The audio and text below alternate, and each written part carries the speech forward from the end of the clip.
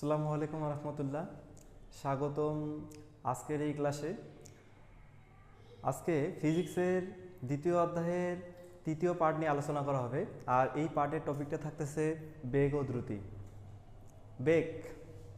বেগের সংখ্যাটা হচ্ছে এরকম যে একক সময়ে সরণের পরিবর্তনকে বেগ বলে। বেগকে ভি দ্বারা প্রকাশ করা হয়। বেগকে ভি দ্বারা প্রকাশ করা হয়।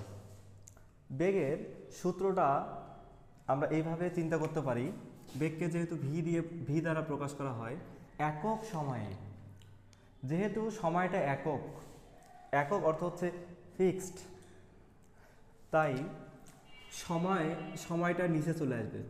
আর সময়কে টি দ্বারা প্রকাশ করা হয়। একক সময় সরণের পরিবর্তনের হারকে বেগ বলে। সরণকে যেহেতু এস দ্বারা প্রকাশ করা হয় তাই বেগের সূত্রটা হবে ভি ইকুয়াল এস ভাগ টি। আমরা আবার এভাবে বলতে পারি যে একক সময়ে নির্দিষ্ট দিকে কোনো বস্তুর অবস্থানের পরিবর্তনকে বেগ বলে। বেগের একক এমএস ইনভার্স অন, অর্থাৎ মিটার পার সেকেন্ড। এটাকে আমরা সূত্র দ্বারাও এভাবে বলতে পারি, এস মানে হচ্ছে সরণের একক মিটার, টি হচ্ছে সময়ের একক সেকেন্ড। এই সেকেন্ডটাকে আমরা যদি উপরে তুলি তাহলে আসে এমএস ইনভার্স অন, অর্থাৎ মিটার পার সেকেন্ড।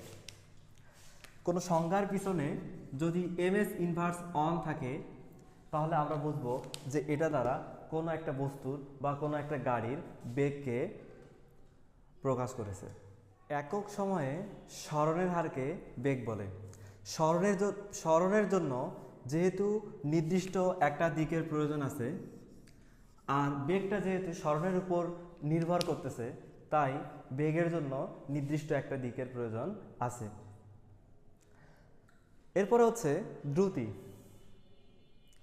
দ্রুতিটাকে আমরা এভাবে চিন্তা করতে পারি যে একক সময়ে যে কোনো দিকে কোনো বস্তুর অবস্থানের পরিবর্তনকে দ্রুতি বলে।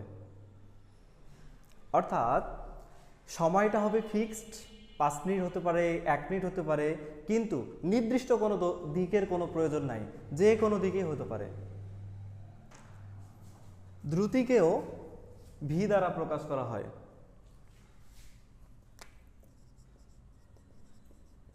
দ্রুতিকে ভি দ্বারা প্রকাশ করা হয়। দ্রুতির একক ও আবার মিটার পার সেকেন্ড, অর্থাৎ দুইটা রাশিকেই প্রকাশ করা হয় ভি দ্বারা। দুইটি রাশিরই একক একই, তাহলে তাদের মধ্যে পার্থক্যটা কি? পার্থক্যটা এক জায়গায়। বেগ হচ্ছে একক সময়ে নির্দিষ্ট দিকে কোনো বস্তুর অবস্থানের পরিবর্তন, অর্থাৎ বেগের জন্য নির্দিষ্ট একটা দিকের প্রয়োজন আছে। অপরদিকে দ্রুতি হচ্ছে একক সময়ে যে কোনো দিকে কোনো বস্তুর অবস্থানের পরিবর্তন, অর্থাৎ দ্রুতির জন্য নির্দিষ্ট কোনো দিকের প্রয়োজন নাই। আজকের ক্লাসটা এই পর্যন্তই। পরের পার্টে বাকি টপিকগুলো নিয়ে আলোচনা করা হবে।